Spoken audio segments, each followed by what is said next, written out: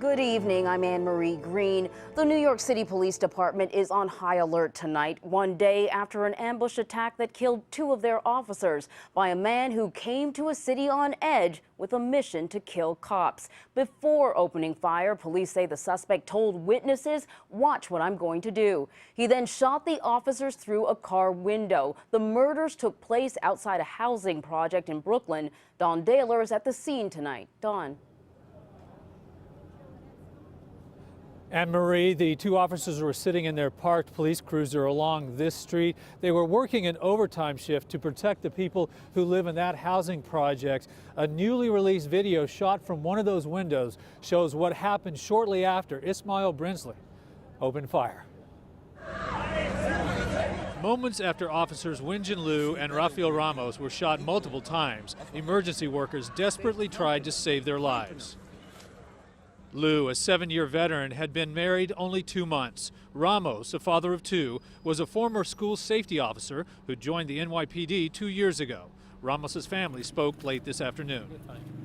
I would like to thank all those who have shared their sympathy and support for our beloved family member, Rafael Ramos. Police say the killer, 28-year-old Ismail Brinsley, acted out of vengeance over recent deaths of black men during encounters with police. They were quite simply assassinated. Earlier, Brinsley allegedly shot and wounded his ex-girlfriend in Baltimore. He posted this photo of his bloodied pants.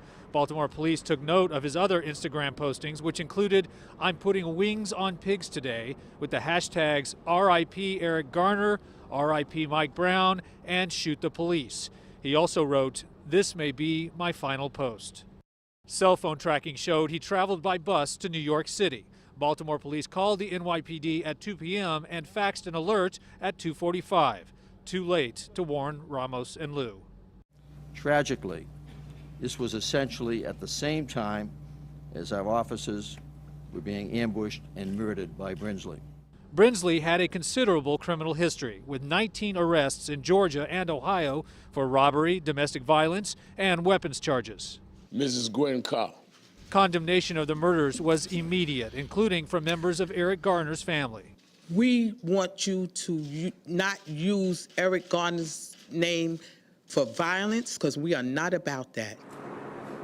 But even as they mourned the loss of 2 of their own, some members of the NYPD also condemned New York City's Mayor Bill de Blasio as being anti-cop because they say he's more sympathetic towards protesters than police. Last night, officers turned their backs on the mayor as he passed by. Today, police said Brinsley's mother told them he tried to commit suicide last year and may have been on medication for an unspecified mental illness. After the shooting, Brinsley ran a few streets over to a subway station where police say he committed suicide. Anne-Marie, the New York Yankees baseball organization has offered to pay for the educations of Officer Ramos's 2 sons. All right, Dawn, thank you.